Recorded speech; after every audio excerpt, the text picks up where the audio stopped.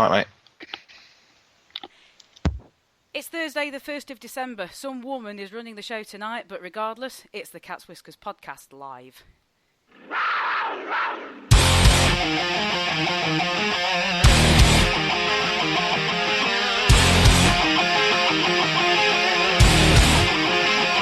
we go!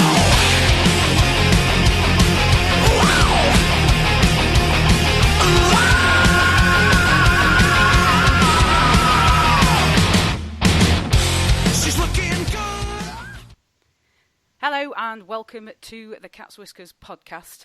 I've been left to run the show again. Jono is off busy. I believe it's them pointy sticks that you shoot at a board this weekend. But I am very delighted to welcome a friend in the shape of Antoine Marie-Jeanne. Or at least I thought I was. Are you there at all, Ant? Let's play darts. Way, there he is. Hello. Right, okie doke. So we are going Sorry, to talk. that was my fault. I had mic switched off. Oh, good. I'm glad that wasn't me. Right, okay, so tonight, it is Thursday and it's the weekend preview show, but we're also going to have a bit of a discussion about our midweek affair with the Cardiff Devils down in Ice Arena, Wales. So later on, after that, we will move on to the actual point of the show, the weekend preview against the home-and-home series against the Sheffield Steelers. Of course, we'll be at home on Saturday and up to Road on Sunday. So we've also had a few thoughts from yourselves. Thank you very much for contributing. There's a little bit of news from around the Elite League, so we'll touch on all that. If you want to get in touch at any point during the show, then you can tweet us. Best way to do it is on the Cat's Whiskers Twitter and use the hashtag TCWLive. Right, okay, so we will make a start with last night's game. So the Cardiff Devils welcomed us into Ice Arena, Wales. The first period, there was no scoring, which for Panthers fans I think was possibly something of a relief. Into the second period, Brad Moran opens the scoring on the power play at 33-17. No further scoring in the second. Moving into the third, where it all started to go a little bit wrong for the Panthers. Joey Martin on the power play at 43-01. Guy Doucette, the one that got away, 48-01. And Sean Bentavelio rounding off with an empty net on the power play due to us having a very bizarre ending to the game. But regardless, the goal by Bentavelio scored at 59-39. Now, Ant, I know you haven't seen the game, and I have seen the game. So, did you actually manage to watch the highlights? Yeah, I've watched the highlights. Watched them at lunch with no sound, and watched them again earlier today just to punish myself with the commentary on. I must say the commentary team were excellent. Yes, I think the Ice Time TV guys do a very good job. I very much enjoy listening to the commentary there. I mean, there's some that you do get a few laughs from. I think, to be honest, I mean, I was laughing along with the guys. I think they genuinely enjoy the job that they do, and they sounded like they were having an awful lot of fun last night. And it was it kind of made it a little bit easier, even though we were collapsing in front of our very eyes. So, in terms of what you have seen, I mean, I did watch the webcast last night. Based on the highlights that you've seen, and just a sort of general feel of the game, it was a better showing from the Panthers, but ultimately, it's another loss to add to the pile, isn't it? Yeah, it looks. I mean, I was following the game as best as I could on Twitter last night.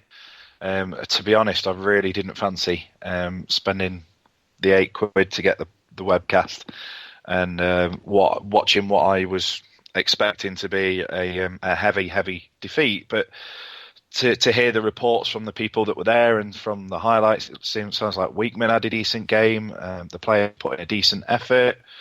I understand there were some suspicious calls, but at least we didn't go full on Tomo and refused to shake officials' hands and calling out line judges and what have you. So maybe that's a plus point for us. And I loved the fact that Corey's reverted back to the illegal stick call. I've not seen him do that for a good few years, and it actually worked last night. Well, I've seen he got the call right, but that's about it. Yeah. Well, I'll be honest. I mean, I think I didn't see it live, but I think I've seen a highlight call, highlight video of it of that particular call being made in the NHL. But I've never ever seen that before, so it was quite amusing, really. I mean, it was amusing in as much as it can be when you've got two of your own players in the box and you sort of trying your luck on a call to maybe trying to even it out a little bit. I mean, as it happened, the goal. The goal was still scored by Cardiff into the empty net because we were even strength on the ice in terms of out skaters, but you lose the puck on a when you've got an empty net, and it's always high risk, and it very rarely ends up well for you. It was it looked all of a bit of a mess. To be fair, it was an awful pass to Lance in our own zone to begin with, and then it was a very tired looking pass from him into nowhere, really. And when it's 2-on-1 into an empty net, there's only going to be one result. I looked, just going rewinding further, and the reason we were 5-on-3, I mean, it was people were saying it was like never a bad hit from Farmer. I've watched the highlights. I'm sorry, he goes elbow/forearm first into the guy's face. I mean, it's a daft penalty to take when you're chasing the game like that. I know he's a little bit daft sometimes anyway, but and I will touch on the high stick goal. Obviously, they've been nice to slow the replay down several times. They've used the Sheffield's super slow-mo, it seems. I think it was a high stick. However, it was bloody close, and I do not blame the officials on the ice 1 minute for that call last night. I just wish there was some kind of system we could have. Maybe an extra official or some kind of technology that might help the officials out. But yeah, if only that sort of thing existed. I'm just sounding like a broken record now. Well, to be honest, I mean, we're starting to feel like broken records anyway. If we do seem to talk about the same things week in, week out. I mean, there has been an interesting discussion that sort of sprouted up, and I've only really seen it because I follow both the parties involved between our own John O'Bullard and A View from the Bridge's Patrick Smith, and they have been discussing the ins and outs of the whole goal line technology thing, and there's obviously a lot of discussion around that, and if and when it ever gets implemented, obviously there's got to be a lot of discussion around how it's used, and what calls you can use it for, where the camera is going to be positioned and what it's going to capture. So you've got an awful lot of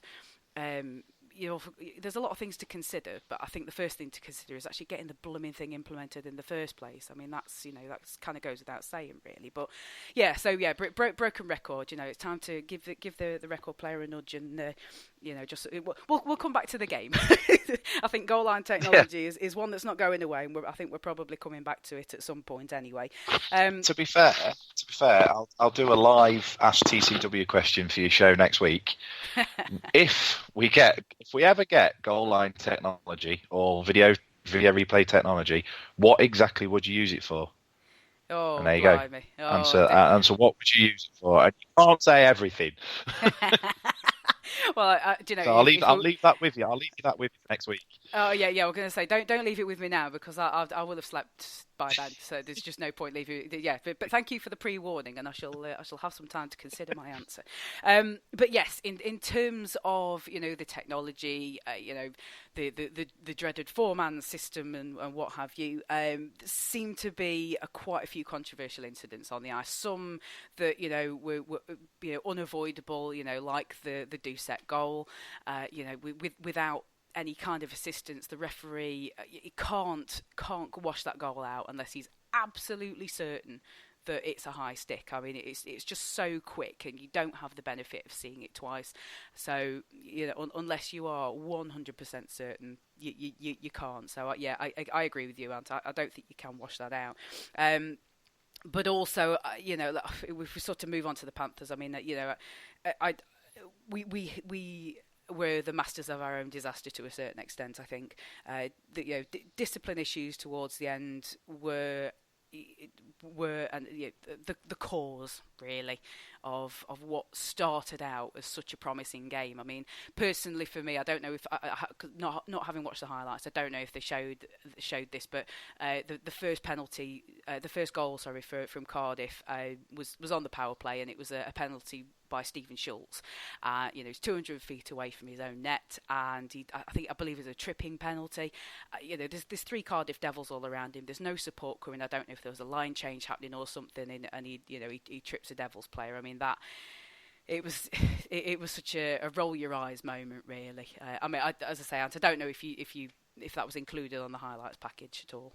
It's not not at all.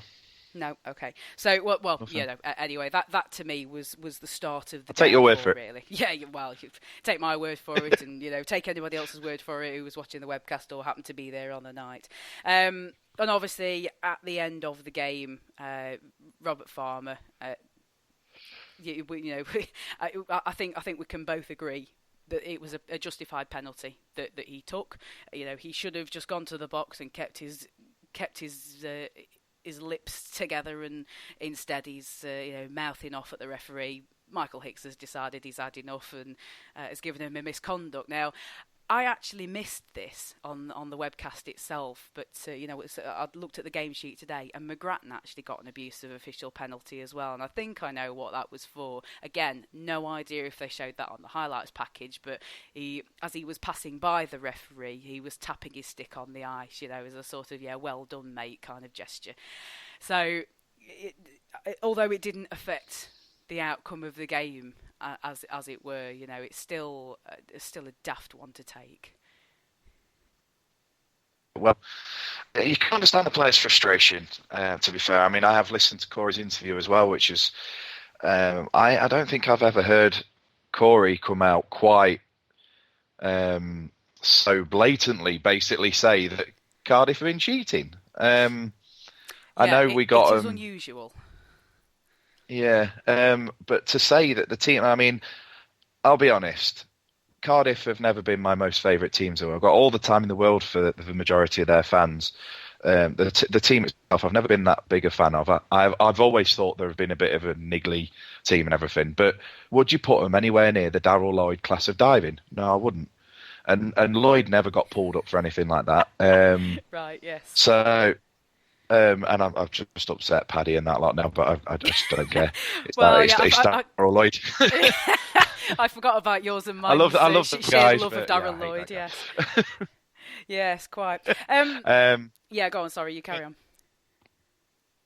Yeah, it's just players. I mean, we obviously put a bit of effort in last night, and if they feel that the official, I mean, I've done it on a football pitch myself. It's like things aren't going right for you, and your first target is normally the official. And if they have felt there's been some justifiably bad calls, like the aforementioned high stick call and what have you, you are going to react. And it's a stupid time to do it. And someone especially like McGrattan should know a hell of a lot better.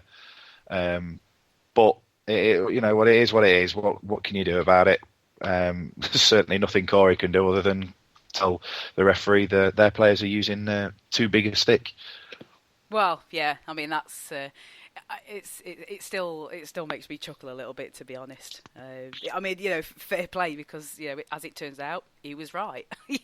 First time. That's the first time he's ever been right on that. Well, he used to call it quite a lot. I seem to remember in his early days, it used to happen fairly often, and it was never, proven right. But last night it wasn't even close to being a legal stick as well. But obviously the illegal stick was the main reason we lost the game, right? Of course.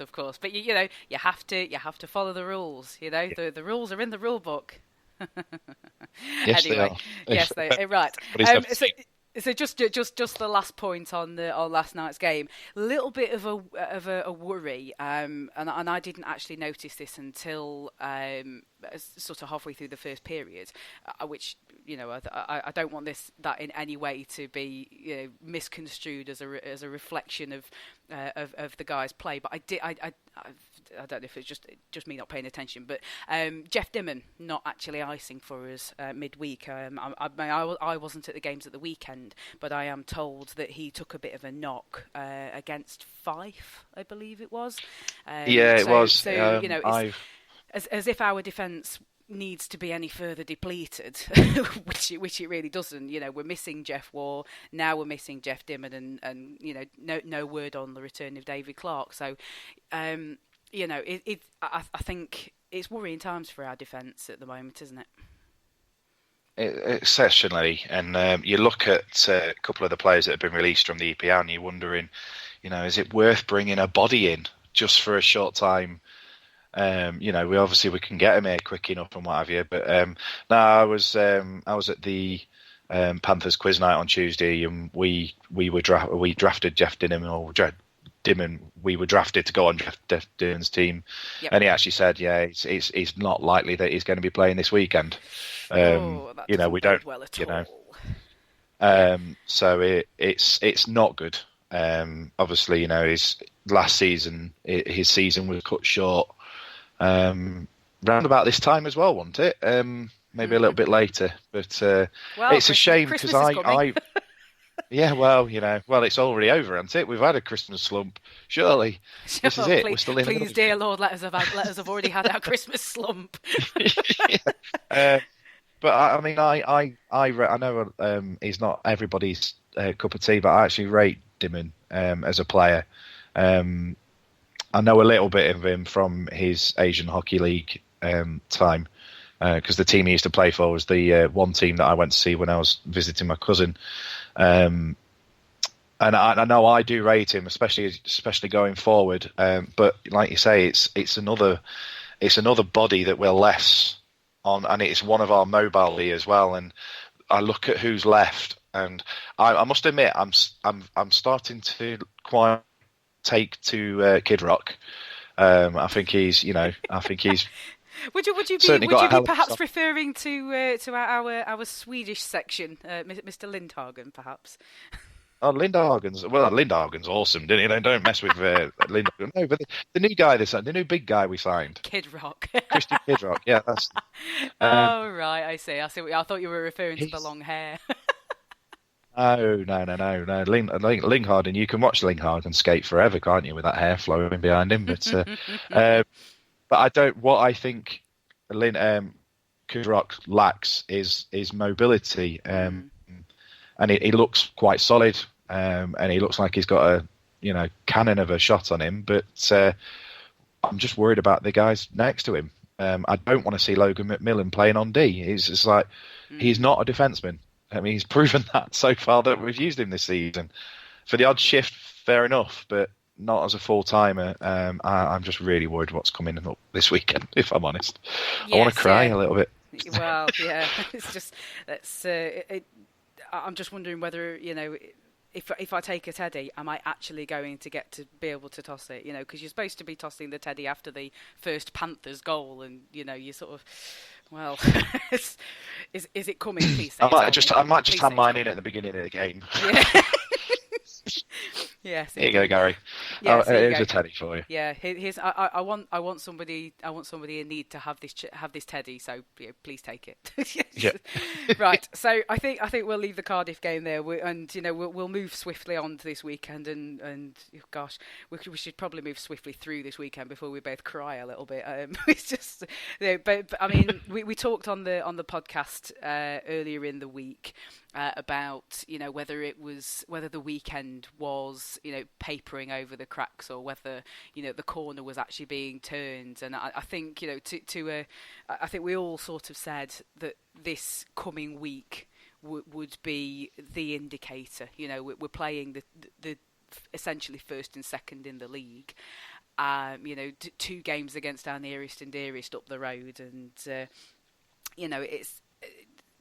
The Cardiff game started well, but we didn't seem to have the stamina really, I suppose, to finish it off. So how do you see these games going, Ant? Well, firstly, I'm not surprised that we ran out of stamina last night. We've been playing short for so long there are players on that team that no doubt are carrying knocks, and we just can't rest them because we haven't got any support or any backup. It's not a position that we should find ourselves in, to be blunt. Like on the flip side, though, it sounds like, and like I say, what I've seen from the highlights, what I've been told by people that went to the game, and what I saw on Twitter, that we actually did put a shift in, and that's a hell of a lot more than what we had before this. Before we went to Denmark. So, maybe there are signs there that they are starting to come together as a team again. I just don't know if we've got the quality to beat these top level teams. I just can't see us at this moment in time being anything more than a fifth or sixth place team. Yeah, it's weird how you say that, because it's always been a sort of standard that the Panthers have held themselves in, that we would be one of those top teams, and at the moment we're not really looking like it, are we? We don't look like we can score.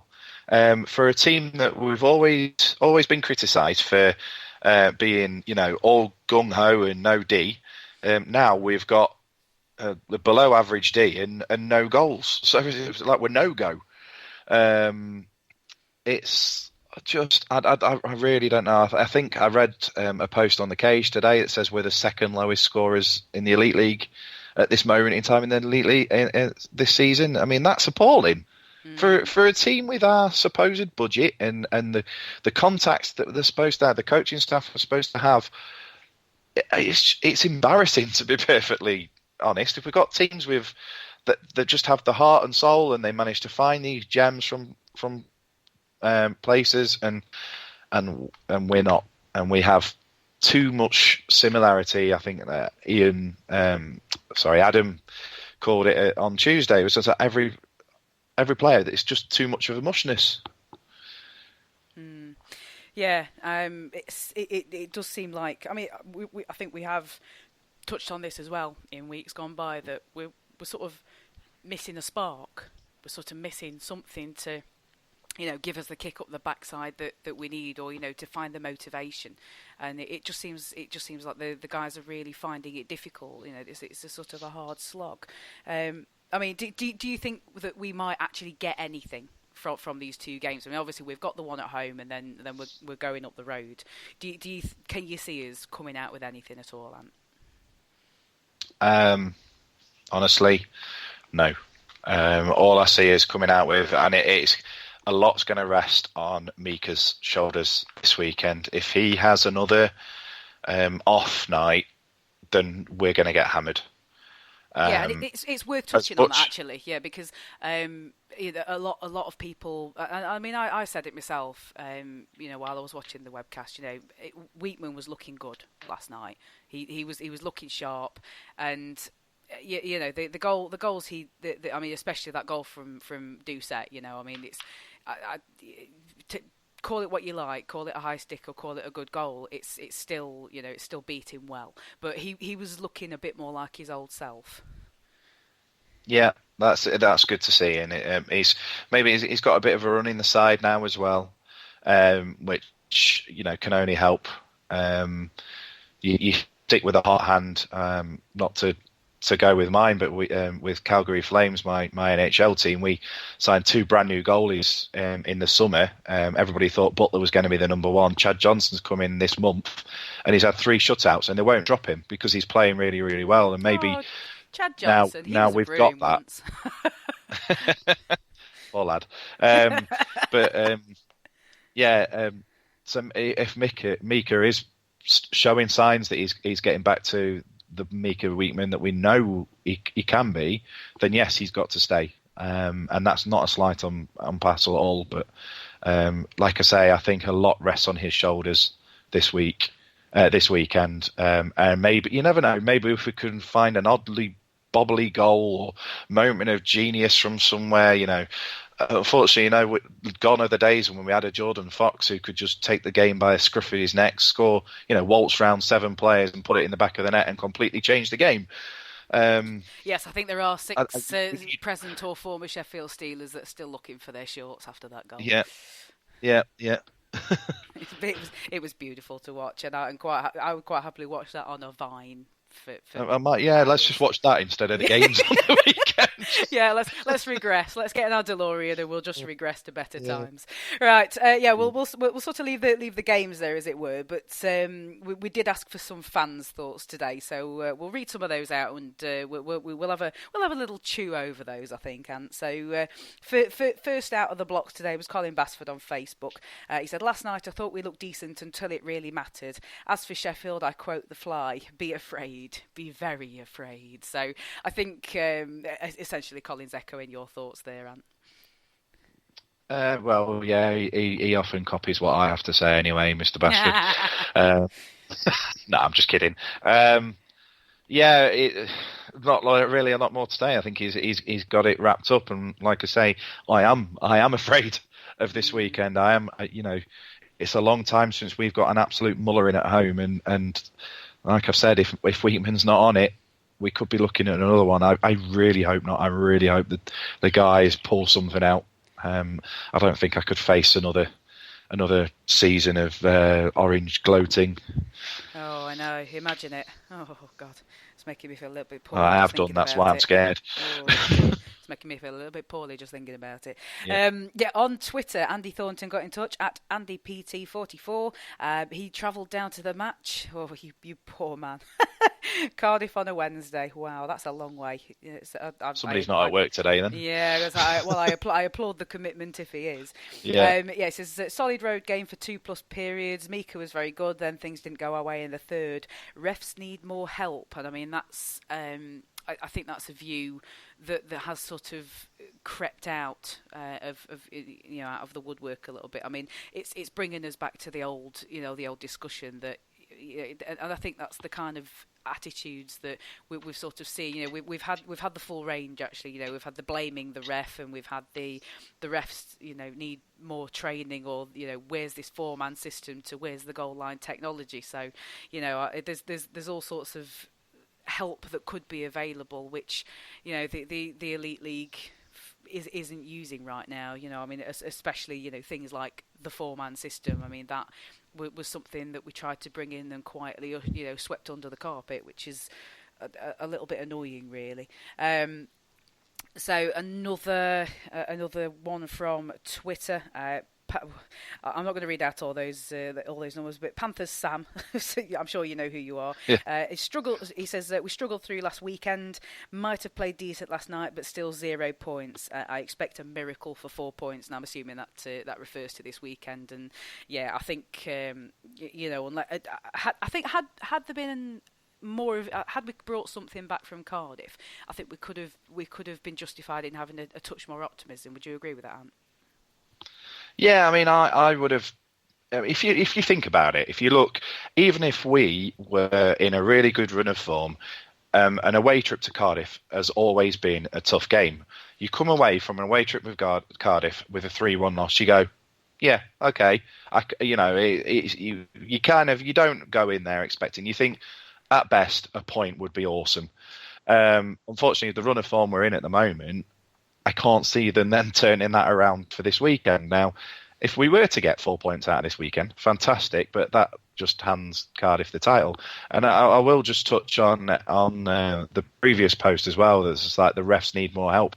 I tell you what, when was the last time you've seen so many Sheffield Steelers fans actually come out in support of the Panthers purely because of what they perceive is going on in Cardiff? Well, I mean, I suppose it touches a bit of a nerve with them because they've seen their team have a very frustrating night at the hands of the Cardiff Devils, and they feel aggrieved also. You can't ignore the comments that came from Paul Thompson. She's not been fined for. Yes, indeed. But I mean, to be fair, just sort of straying off on a tangent for a minute. I mean, if he's going to get fined, then surely. Well, Corey should be, yeah. Surely Corey Nielsen comes under scrutiny as well. So, but I mean, as I've said, Paul Thompson has himself been fined before for such comments. So. Frustration it does rear its ugly head, unfortunately. So we'll just have to see. We just have to see what comes of that, if anything. What was I saying? I've lost my thread now. Miracles. We were quoting hot chocolate and believing in miracles. Yeah. Oh gosh, I wish I'd got a little sound clip for that. I wish I'd been organised enough. We could do with a bit more music on the Cat's Whiskers, I think. Yes. So. We'll as I've completely lost my train of thought, we'll come on to another tweet that was sent in to us, and we'll take a Cardiff perspective for a moment. Our old mucker Kenwin has got in touch, and he says, from the highlights, it looks like puck contact made when stick just below the crossbar, and he agrees with you almost.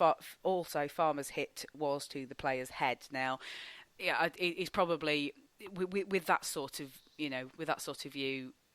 There is a line, isn't there? I suppose. Farmer's quite a tall bloke, and if he does sort of go in there with his arm and elbow, for some guys that is head height, isn't it? Really. It was a forearm smash to the face. There's nothing else that it was, and I'll be surprised if Dops don't review it. To be fair, for a check to the head, I'd be disappointed if they do. Yeah. Because it could very well mean we lost another player. But yeah, well, the one thing I would say about that is that he went for an elbows, which is not an automatic review. So for that to go in for a DOPS review, Cardiff would have to request it, I believe. Yeah. So they've got to weigh up whether or not they think it's worth it. I mean, to be quite honest, Cardiff, I'm appealing to you now. We are missing enough guys. Please just let this one go. If your man is fine, please. We know he's a naughty boy sometimes, but just. Please, just have a little heart. Well, there's that as well. Surely they'll be looking at us to take points off Sheffield this weekend anyway. So it's I don't think they're relying on him, mate. To be perfectly honest, I don't think they're going to be watching those games with any great confidence. But you never know. You never know. It's perhaps those first two periods in Cardiff have shown the team what they can do. Because another point that Kenwin has actually made, he says it was a great game, two top teams, and you know how to close us down. You being the Panthers, us being Cardiff.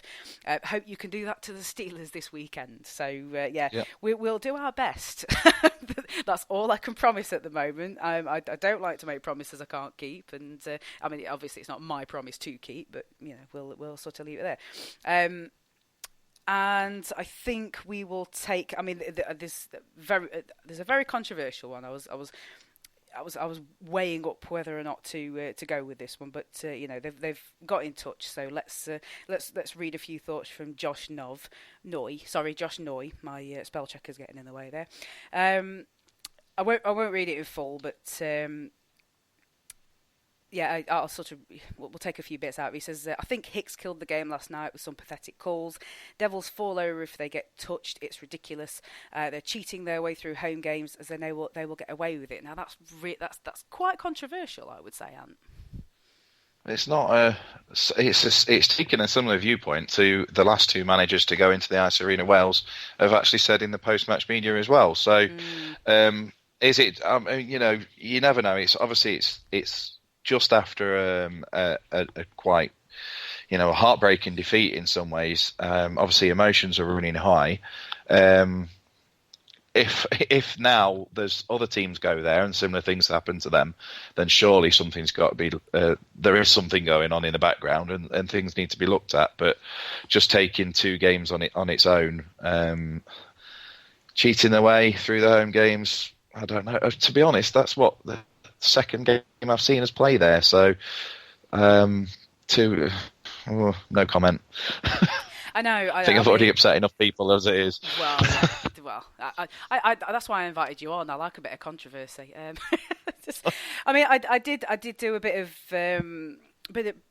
not statting as such, but I collected a bit of data today on in terms of Cardiff's exposure to various referees, and I can't say I can see anything out of the ordinary. I mean, the only sort of thing that stands out is away team penalties at Ice Arena Wales. There's the two referees that have been involved in the latest bits of controversy. You've got Michael Hicks has awarded 141 penalty minutes to away teams at Ice Arena Wales this season. He's refereed 5 games down there. Now, if you he's given 88 penalty minutes to the Cardiff Devils. Now, if you take out I think it was 32 minutes that we accrued last night just between Robert Farmer and Brian McGrattan, it's not actually all that much in the way of a difference. It's much of a muchness, really. And the other referee involved, and I know I'm still pronouncing this wrong. If somebody can correct me, I would really appreciate it. Is it Schmeichel? He's been at Ice Arena Wales 3 times, and he's awarded 39 penalty minutes to the Devils and 95 to the various away teams. He's refereed 3 games there. Now, I think something along the lines of 40 minutes is abuse of official penalties from the Steelers.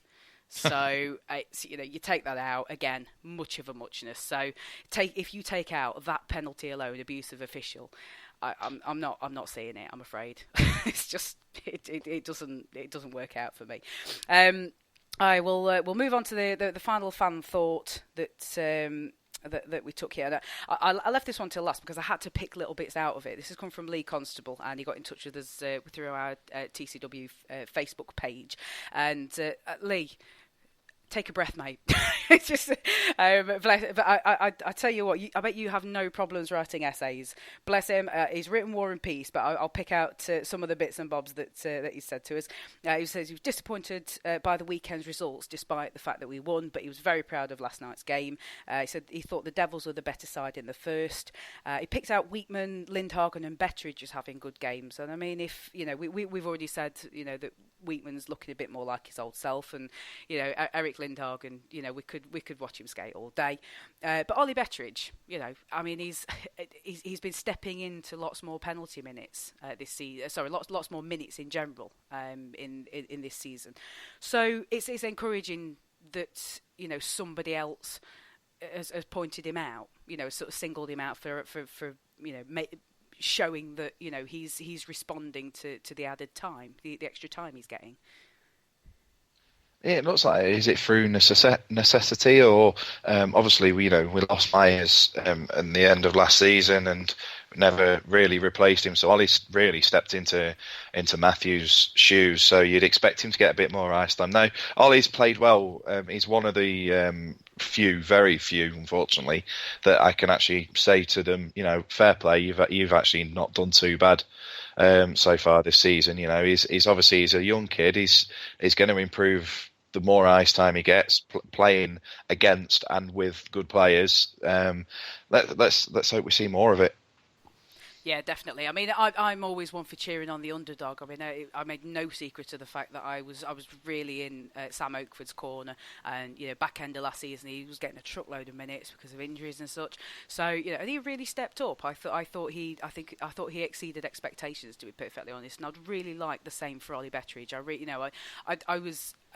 I got into a lot of trouble last season. There was just I let my mouth run a little bit, and I was sort of blasting the coaches for not playing him more, and now he's got that opportunity, and I really want him to grab it with both hands, and I really want him to do well. So it's nice that somebody has singled him out in a particular game as as being one of the guys who he's noticed. So that's encouraging. I like that. Just to continue with a few other thoughts that Lee had. He said he thought with the way the Panthers were playing that they could have taken something from it. He says that essentially we were beaten by the officials. I mean, we've already sort of touched on that. And he thought the Schultz penalty was soft. I mean, personally, I think it was a bit unnecessary, but we see things in different ways. And he says as long as we play more like last night, Panthers could give Steelers a better challenge. Now, obviously, we want to give them a better challenge than an 8-1 walkover. Really, I don't think I could watch that. I mean, I didn't go up to Sheffield to watch that one. I was there last season for our 8-0 wonder performance up at Ice Sheffield, the day that karma came into play. But yeah, I don't think I could sit on Saturday and watch them put 8 goals past us. I think that would be the straw that broke the camel's back, to be perfectly honest. So yes, I think we'll just sort of wrap it all up, unless you've got anything else you would like to put out to the world, Ant. No, I'm just thinking about the Sheffield game.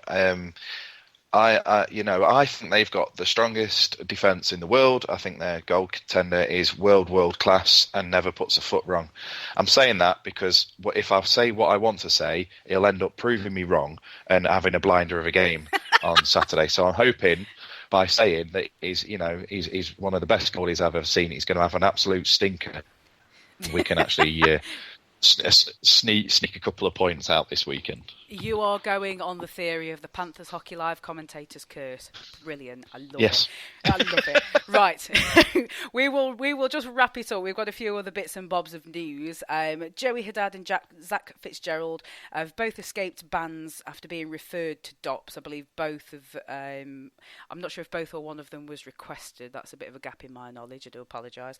Haddad has got a 5+ game that has been added to his record. Now, I believe... am I right in remember if there's an accumulation of such penalties that's it'll lead to a ban. There is a ban that will come with that. Did you see the footage of both of those incidents at all, Ant?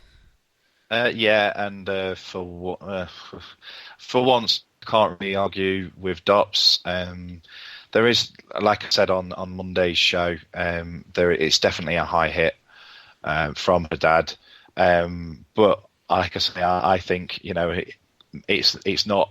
I don't think it's fully intentional. I think he's done it because the Steeler guy's absolutely flying into him. So, what's your automatic reaction? You're not going to stand there and take it, are you? But it was a daft hit to do, and he got away with it on the night. The Fitzgerald one,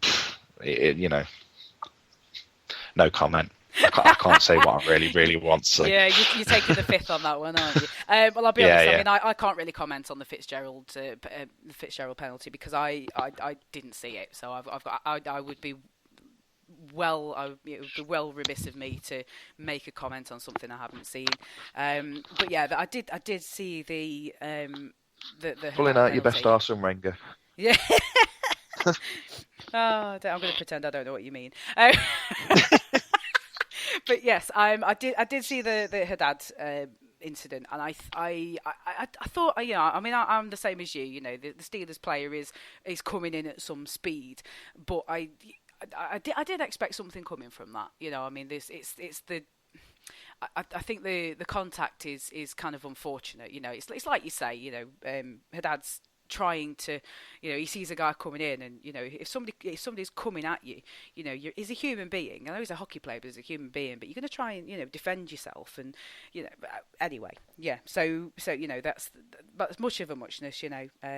We get the pleasure of Zach Fitzgerald's company this weekend, so yay for us. Just wonderful. Just finally, we will finish on a fairly happy note, I suppose. Panthers are doing their annual Teddy Toss on Saturday at the NIC, which I did mention earlier.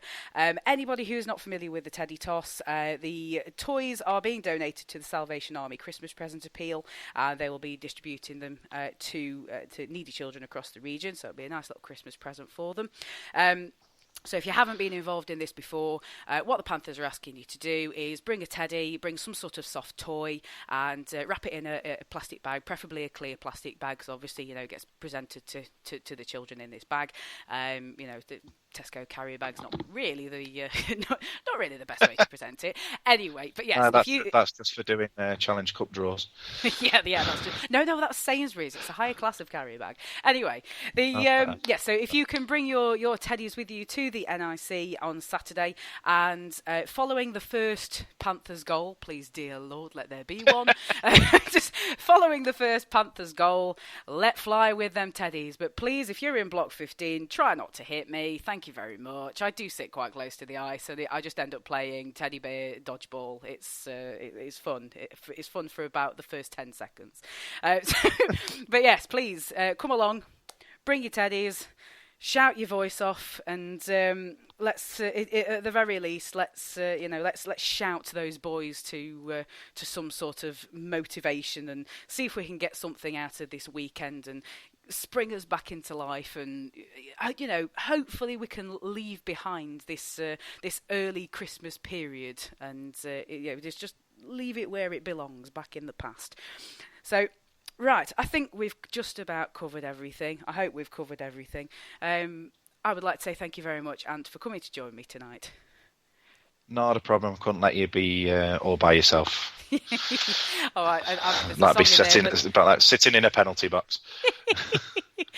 Oh dear, there's a song I could have sung there, but I won't. Anyway, thank you very much to you for listening to our little ramblings tonight. We will be back next week on Monday, as usual, with the Weekend Review podcast, and hopefully we've got something good to talk about. We're crossing our fingers and toes and all that kind of stuff, and taking lucky rabbits' feet and horseshoes and all that stuff. So. Let's hope there's something good to talk about. Ask TCW hopefully will be on next Wednesday, and this time next week it will be the weekend review. So until then, ta-ta. See ya.